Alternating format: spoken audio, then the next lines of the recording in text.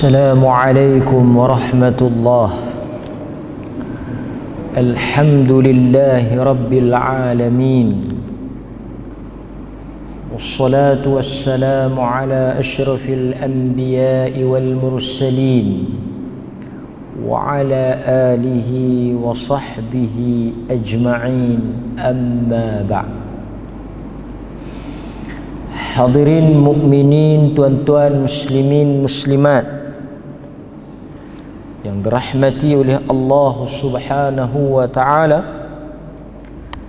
malam ini kita sekali lagi diizinkan oleh Allah untuk kita menyambung perbincangan kita berhubung dengan mengenali sirah Sayyidina Ali bin Abi Talib radhiyallahu anhu. Dan malam ini kita sampai kepada siri yang kedua, sambungan daripada kuliah pada minggu yang lepas.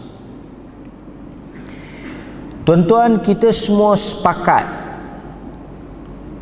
tidak ada khilaf di kalangan umat Islam, Ali merupakan khalifah yang keempat,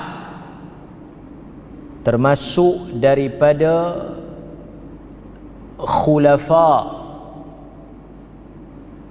termasuk daripada khalifah-khalifah yang disebut oleh Nabi sallallahu alaihi wasallam.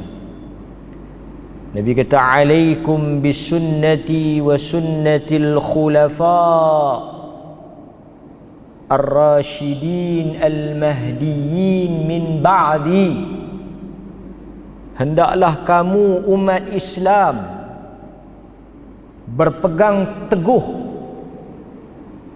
dengan sunnahku dan sunnah khalifah selepas daripada aku. Nabi sebut ar-rasyidin al-mahdiyyin, khalifah yang mendapat petunjuk, khalifah yang berada di atas hidayah. Sebab itu empat khalifah ini disepakati oleh umat Islam sebagai khalifah yang dimaksudkan oleh Nabi sebagai khalifah yang diberikan petunjuk oleh Allah. Khalifah maksudnya pengganti. Abu Bakar, Umar, Uthman dan yang terakhir Ali. Selepas daripada itu bermulalah dinasti.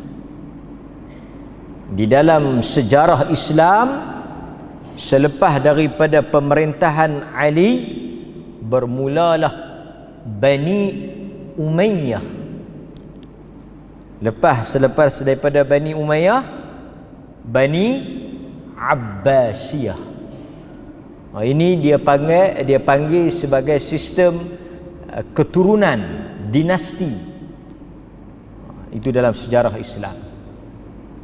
Tapi malam ini kita nak sambung tentang bagaimana Sayyidina Ali dilantik menjadi khalifah dan apa yang berlaku pada permulaan pemerintahan Sayyidina Ali. Okey tuan-tuan, apabila Uthman ibn Affan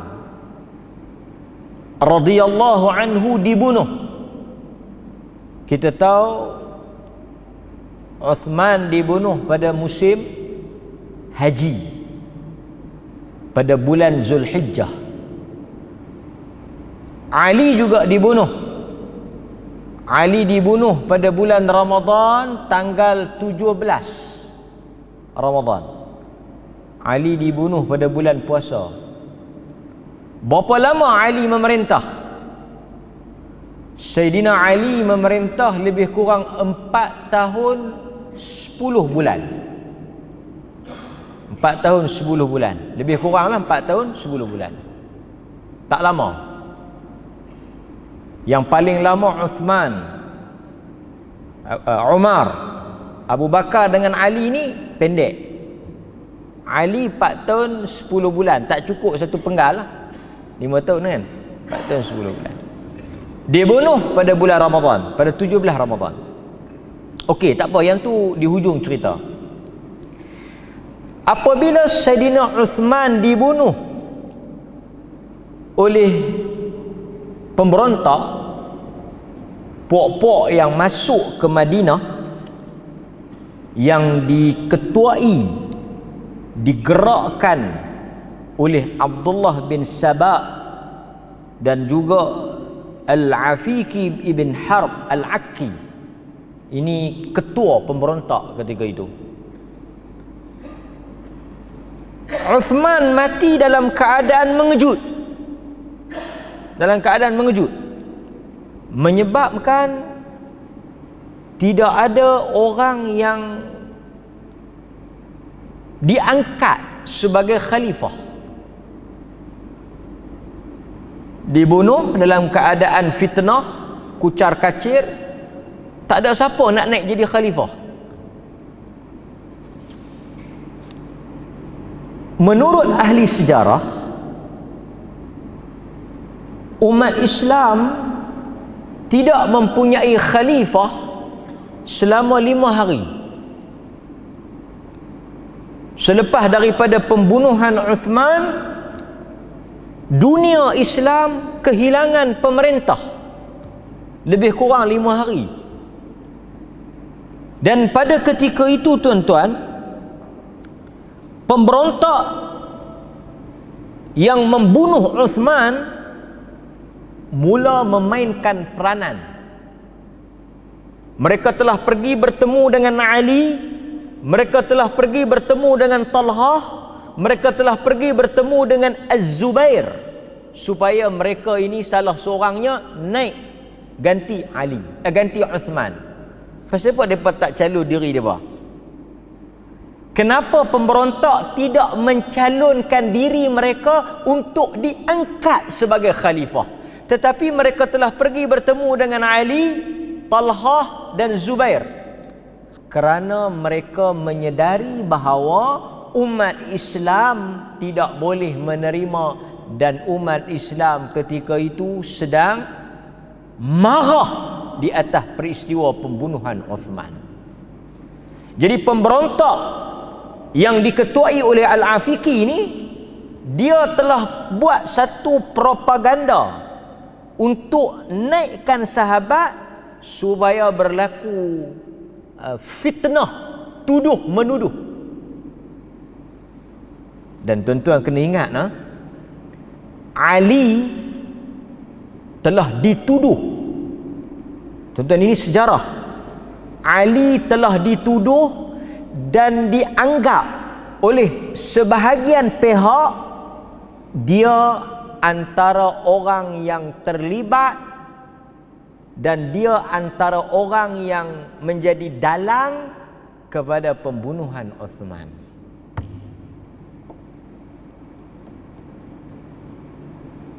Okey, tuan-tuan kena faham situasi itu. Tetapi jelas Ali tolak, Talhah tolak, Az-Zubair juga tak mau. Kerana mereka tidak menginginkan jawatan khalifah. Mereka tak gila kuasa. Mereka tak nak untuk menjadi khalifah. Ketiga-tiga mereka tolak. Ini menunjukkan bahawa Ali tidak terlibat dalam peristiwa itu. Walaupun ada beberapa khabar ataupun cerita yang cuba nak kaitkan. Satu, Ali ni, ni tuan-tuan tengok, ni fakta sejarah. Saya baca pada tuan-tuan. Sejarah ni kita kena dengar, kena baca supaya kita belajar. Okey. Apabila pemberontak masuk ke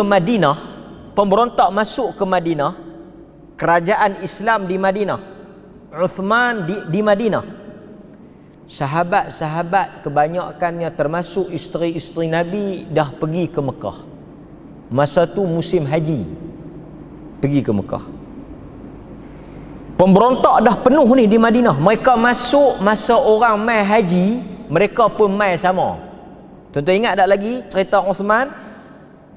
Masa manusia umat Islam bergerak bertolak pergi ke Madinah, ke Mekah untuk menunaikan haji, masa inilah yang diambil kesempatan oleh pemberontak kelompok Khawarij untuk mereka juga bergerak bersama-sama dengan jemaah haji masuk ke Madinah dengan tujuan nak bunuh Uthman. Tetapi mereka berjaya menyamar sebagai jemaah haji, menyelinap masuk. Jadi orang tak perasan mereka ni geng mana, sebab masa tu orang pergi haji beramai-ramai. Jadi mungkin orang sangka yang ni pun kelompok nak pergi haji. Panjanglah cerita tu. Jadi mereka telah memenuhi Madinah. Mereka telah ramai di Madinah. Yang datang daripada Basrah, yang datang daripada Mesir, mai berimpun ni untuk memberontak kepada khalifah, untuk menjatuhkan Uthman, membunuh Uthman. Tujuan mereka. Ini soal politik yang sangat dahsyat ni. Okey.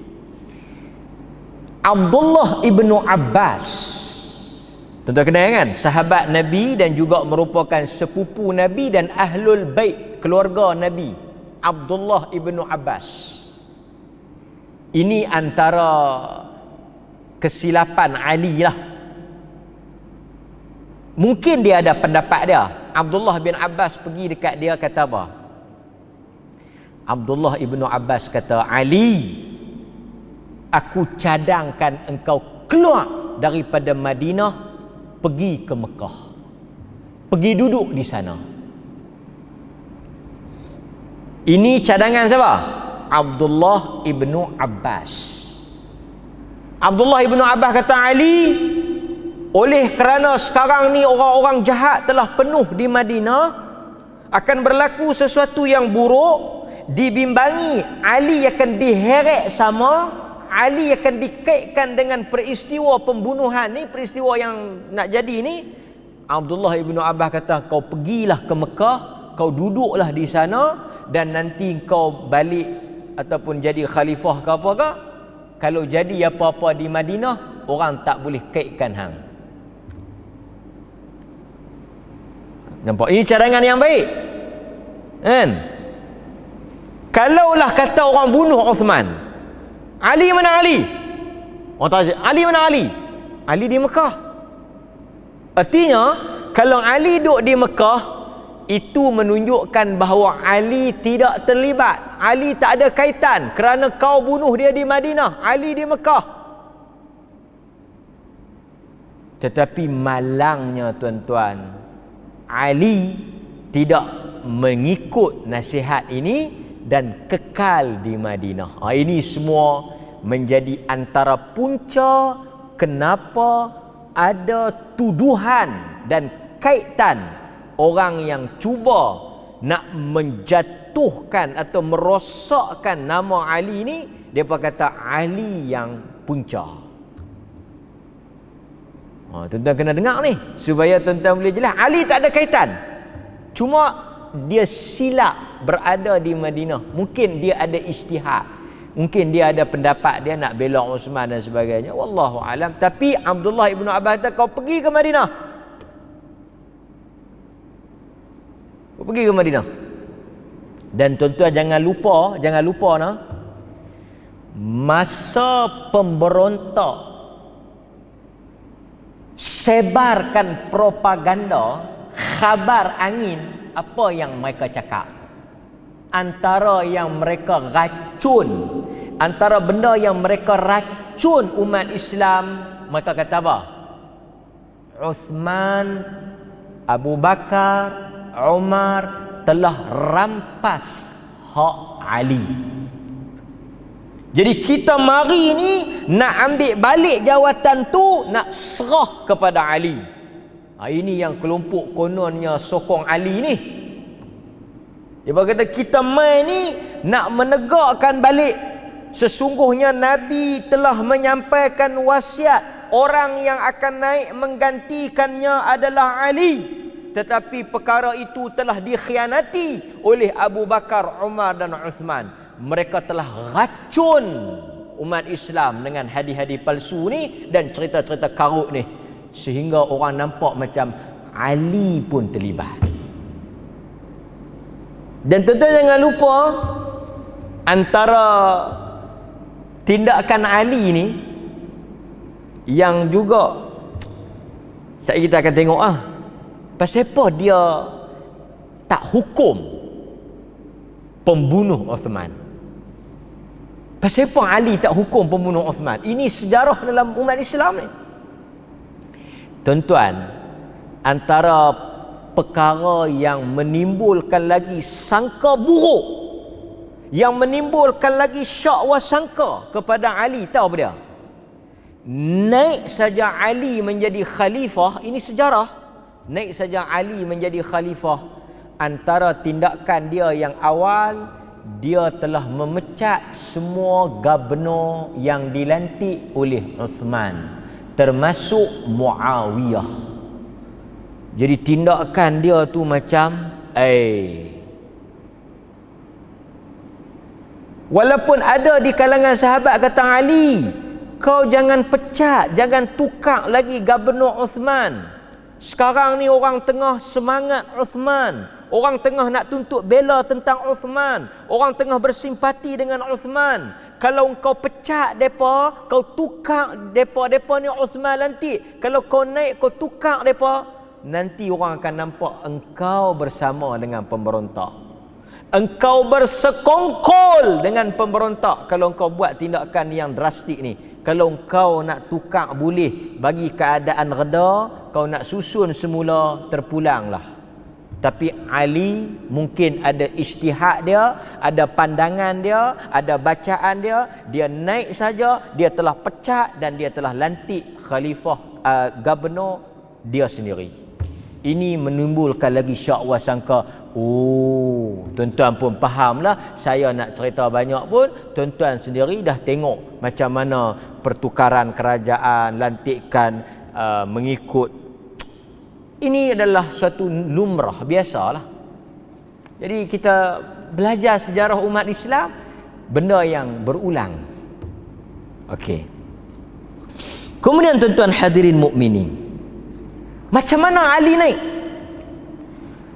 Apabila pemberontak mengugut, jika tidak dilantik seorang khalifah, jika tak naik seorang khalifah menggantikan Uthman, kami akan buat kacau di Madinah. Tuan-tuan, dalam satu tempat kalau tak ada ketua pun kelang kabut lah, bukan kata negara ni. Tuan-tuan boleh, saya tak payah bagi contoh, tuan-tuan boleh tengok contoh kiri kanan.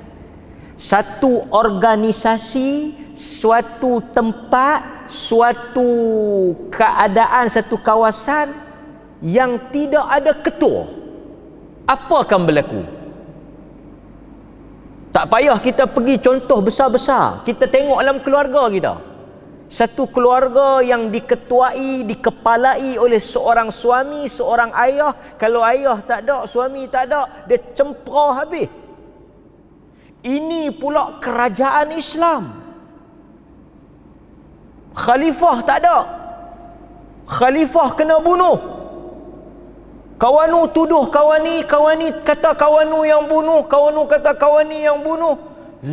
Jadi cacah merbah. Dunia Islam masa tu bergelonjak. Itu belum balik lagi Aisyah daripada Mekah. Aisyah duk ada di Mekah, isteri Nabi duk ada di Mekah masa tu. Itu belum balik lagi tu. Telah sampai berita kata Uthman telah dibunuh, Aisyah telah bangkit. Sebab itu tuan-tuan jangan pelik kalau berlaku peperangan berlaku peperangan di antara sahabat. Fitnah. Tuan-tuan akan sampai nanti pada bab itu. Okey. Kita sambung balik. Akhirnya Ali terpaksa menerima jawatan khalifah dalam keadaan kacau bilau, dalam keadaan orang tuduh dia bersekongkol, dalam keadaan fitnah kata dia nakkan jawatan itu, dia terima. Tuan-tuan boleh bayang tak? Tuan-tuan boleh bayang tak? Maksudnya ini seolah-olah mengesahkan, ini seolah-olah menguatkan. Tengok dia duduk tunggu can saja tu, dia naik dah. Dia buang kawan tu, terus dia naik. Dia memang duk. Ini yang berlaku dalam masyarakat kita. Tetapi bila kita tengok sejarah, baca sejarah, Ali menerima untuk maslahat umat Islam.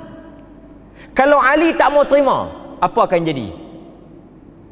Sebab itu kadang-kadang tuan-tuan, ada individu yang terpaksa mengambil jawatan, ada individu yang terpaksa naik memegang jawatan bukan kerana dia nak, tapi kalau dia tak naik, kalau dia tak pegang, kalau dia tidak mengambil tanggungjawab itu. Saya bagi contoh mudah ya tuan-tuan. Tok Imam cirit, Tok Imam kita cirit, tak main masjid.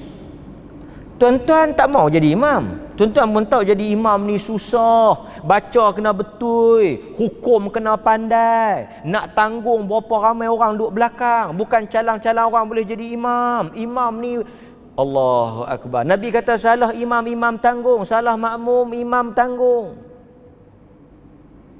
Besar tanggungjawab imam ni. Siapa pun tak mau jadi tu imam. Ni saya nak bagi contoh yang tuan-tuan boleh nampak terus. Contoh yang dekat dengan tuan-tuan. Tok Imam sakit tak boleh mai. Semua jemaah dah masuk. Hang tengok aku. Aku tengok hang. Siapa nak pergi jadi Tok Imam? Kalau semua tak mau jadi Tok Imam, kalau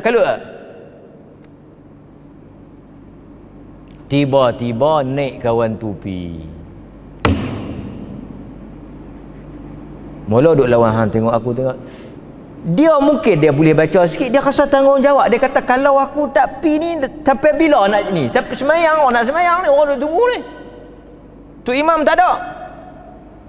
Tiba-tiba dia naik, apa yang duk belakang? Sok-sek belakang apa dia?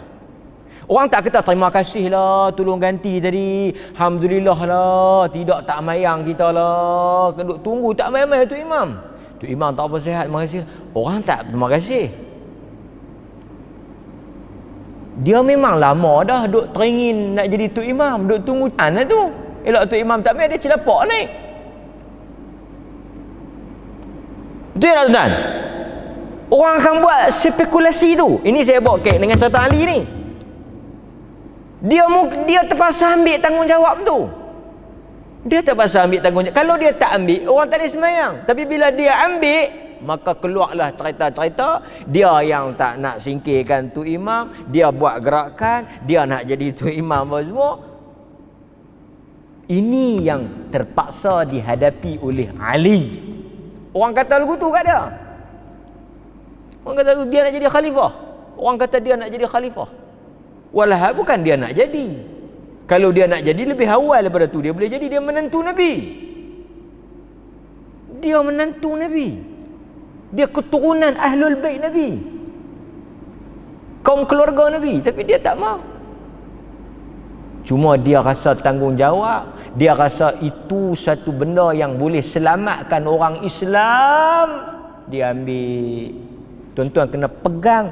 Inilah apa yang dipegang oleh ahli sunnah. Ali bukan nak, tetapi Ali terpaksa. Yang ni betul-betul terpaksa demi Islam ni. Nampak? Okey. Kemudian tuan-tuan, apabila Ali naik menjadi khalifah. Ali naik jadi khalifah. Orang bai'ah Ali. Okey, orang bai'ah Ali. Tuan-tuan, masa Abu Bakar naik solid 100%, umat Islam sokong Abu Bakar. Naik Umar solid 100%, umat Islam sokong Umar. Dia memerintah, mentadbir, no problem. Sokongan padu, sokongan penuh. Senang dia nak perintah. Naik Uthman solid, tak ada masalah, kukuh, sokongan penuh, semua bai'ah, dia memerintah, tak ada masalah. Tetapi Ali dia kalut sikit pasal sokongan tak penuh. Ali punya pemerintahan teruk. Bukan teruk dia tu, rakyat masa tu pecah jadi 3. Tak stabil, rapuh. Kesetiaan, sokongan, dokongan umat Islam kepada Ali rapuh, terpecah kepada 3. Para ulama kata rakyat pada zaman Ali tu pecah jadi 3. Bukan 2, 3. Satu yang ikrar, bai'ah, sokong, taat, setia dengan Ali. Ini satu grup. Golongan yang pertama, ini geng Ali. Yang kedua, golongan yang tidak bai'ah, golongan yang tidak sokong, golongan yang tidak menyatakan taat setia, dan golongan yang menentang Ali. Golongan ini golongan yang kedua. Golongan yang kedua. Ini tidak dihadapi oleh 3 khalifah sebelum ni. Jadi kita kalau orang sokong tak kacau, senang nak perintah. Tapi kalau kita memerintah, ada yang menentang, ada yang duduk melawan, dia akan ganggu fokus. Itu yang berlaku pada zaman Sayyidina Ali. Golongan yang tak setuju, memberontak dan mereka tak bai'ah. Golongan yang ketiga, golongan yang berkecuali. Sokong pun tak, lawan pun tak. Kami tak tahu mana betul, kami ni pihak yang berkecuali. Hampa ikutlah. Jadi Ali terpaksa berhadapan dengan keadaan ni. Apa sebab? Tuan-tuan kena tengok sebab dia. Okey. Pembunuh Uthman kena tangkap ke tak lagi? Yang bunuh Saidina Osman kena tangkap ke tak lagi? Tak lagi. Masih bebas. Okey, tuan-tuan tengoklah ni yang kata kelang kabut ni, yang kata berselerak habis ni. Pembunuh Uthman tidak ditangkap dan tidak dihukum sampai Ali naik. Bila Ali naik, orang tuntut, tangkap, hukum, qisas. Siapa yang bunuh Osman, tangkap, bunuh balik. Engkau dah jadi khalifah sekarang, tunggu apa lagi? Nampak? Mereka nak. Soalan dia, Ali kata, tuan-tuan tengok kata Ali. Kata Ali.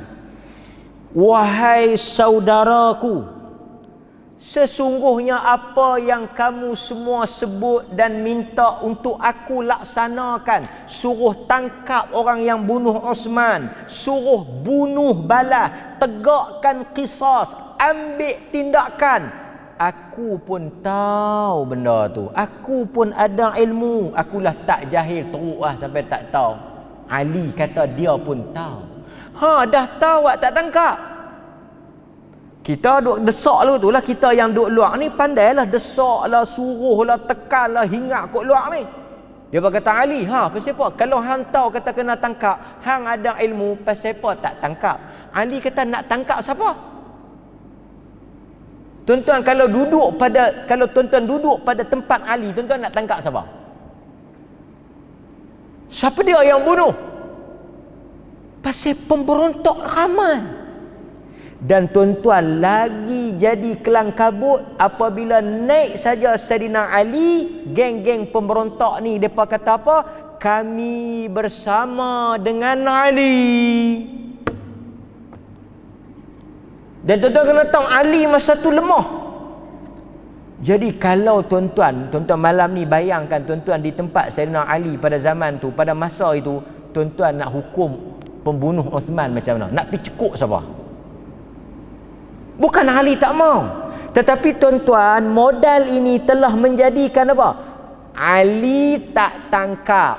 Ali telah biar pembunuh tu bebas. Fitnah. Ali kata aku nak tangkap, tapi mereka menguasai kita, mereka ramai, mereka kuat, kita lemah, kita berpecah. Nanti dulu bila dah stabil, dah kuat, dah semua tenang, kita akan tegakkan, Uthman akan dibela. Itu apa yang Ali minta. Sabar sah. Ali kata bagi masa, aku akan tangkap, aku akan hukum, bagi masa. Sekarang ni pemberontak kuat, mereka ramai. Sila hari bulan berlaku lagi caca merebak, bagi masa. Ini telah dijadikan sebagai modal oleh pemberontak dan juga orang-orang yang jahil untuk menimbulkan fitnah pada Ali. Itu punca perang Siffin, itu punca perang Jamal. Pasal apa? Nak tuntut bela Uthman dan diambil kesempatan oleh pemberontak, cetuskan, akhirnya berbalah sama sahabat. Jadi tuan-tuan kena faham, bukan senang nak jadi ketua, bukan senang nak jadi pemerintah, bukan senang nak bagi semua orang puas hati, bukan senang nak bagi semua orang sokong, bukan senang nak bagi semua orang suka. Bukan senang. Ali dia tak boleh puaskan hati semua orang. Dia nak tangkap tapi dia tak mampu. Ini yang berlaku kepada Sayyidina Ali. Nampak? Okey, hadirin mukminin. Kemudian tuan-tuan, apa yang berlaku? Setelah mereka dengar Ali kata bagi masa, aku akan tangkap, aku akan hukum. Depa kata apa? Okey, satu pihak kata kita bagi serah urusan ni pada Ali. Satu pihak lagi kata tak boleh, mesti ditegakkan qisas. Ini yang jadi pening kepada Ali ni. Pasal mereka desak dalam keadaan dia tak mampu buat benda tu. Hadirin mukminin, kita kena tahu masa tu bukan mudah nak buat. Zaman law pun tuan-tuan baca, bukan senang. Bukan senang. Masa tu siapa yang bunuh, siapa yang berpakat tak tahu. Sebab semuanya mengaku Islam, semuanya mengaku Muslim. Lebih teruknya mereka masuk dalam pasukan Ali. Mereka duduk dalam pasukan Ali. Ali tak tahu. Jadi ini yang menjadi sebab kenapa Ali tidak mengambil tindakan kepada pembunuh Uthman. Okey, hadirin mukminin. Kemudian kita sambung. Apabila Aisyah, Talhah dengan Zubair ni pergi, ni berlaku pada zaman Ali ni. Ini yang jadi peristiwa. Talhah dengan Az-Zubair ni pergi bertemu dengan Aisyah di Mekah. Aisyah kata kita kena pergi jumpa Ali dan kita tolong dia untuk tangkap pembunuh Uthman. Tu asal. Kita mesti bantu Ali tangkap pembunuh Uthman.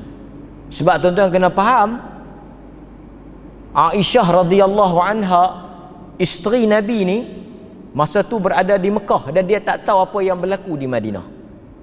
Bukan nak ada telefon dah WhatsApp ni, apa cerita dengar kalut hingak ni, apa jadi? Awak yang tak tangkap lagi pasal apa? Jadi macam mana? Dia bukan lagu ni nak terang bagi apa semua buat video call, tak ada. Sebelum sini dah jadi lagu lain, sampai berita lagu lain. Sana dengar, tak tahu sini dah jadi lain dah. Itu antara sebab kenapa fitnah cepat. Pasal apa? Pasal orang tak boleh tanya Ali dan orang tak boleh jumpa Ali cepat. Ini antara apa yang disebut oleh para ulama. Okey. Kemudian tuan-tuan, hadirin mukminin, dalam episod yang akan datang kita akan bincang dua peristiwa besar yang berlaku pada Ali iaitu peperangan Siffin dan peperangan Jamal, di antara Ali dengan Muawiyah dan di antara Ali dengan Aisyah. Tuan-tuan jangan terkejut, Ali perang dengan Aisyah, Ali perang dengan Muawiyah, orang Islam, sahabat berperang sesama sahabat.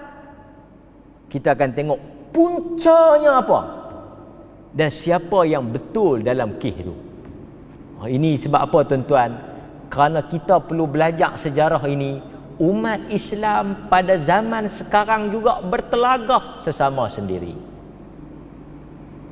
Umat Islam juga saling sangka menyangka, saling syak wasangka antara satu sama lain. Bila kita baca sejarah Ali, baca sejarah Aisyah, baca pertelingkahan pada zaman Ali, kemudian kita tengok pada zaman sekarang ni, ada banyak pengajaran yang kita boleh belajar, ada banyak panduan yang kita boleh tengok. Apa yang menyebabkan bertembungnya di antara dua pihak orang Islam sama orang Islam, sahabat dengan sahabat, bertembung perang. Kerana apa? Kerana ada wujudnya pihak yang ketiga. Pihak yang ketiga ni, ini apa yang disebut di dalam sejarah umat Islam.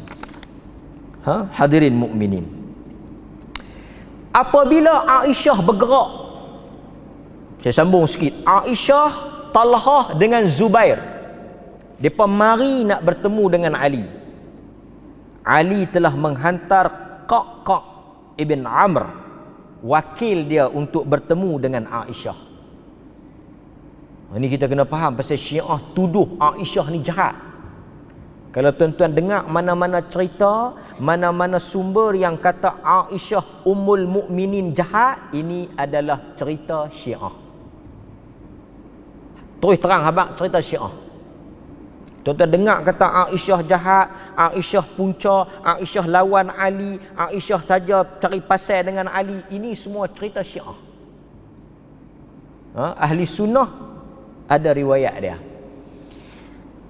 Apabila wakil Ali Al-Qaq bin Amr bertemu dengan Aisyah dan dia tanya pada Aisyah, Ali dengar kata Aisyah mai, Ali pun hantar wakil pi tanya depa mai nak apa. Maka kata Al-Qaq, apakah tujuan ibulah pasal dia isteri Nabi, dia dengan kita macam ibulah, Ummul Mukminin, ibu orang beriman, kita orang beriman, dia mak kita. Al-Qaq tanya, saya habis sikit soalan Al-Qaq. Al-Qaq tanya, ibu mai ni untuk apa? Dia wakil Ali, mai ni nak cari apa? Apa jawapan Aisyah? Aisyah kata, wahai anakku, aku datang untuk berdamai sesama manusia. Aku datang untuk mencari pendamaian. Bukan nak main nak serang Ali, bukan nak main nak lawan Ali, main nak cari pendamaian, nak bela Uthman.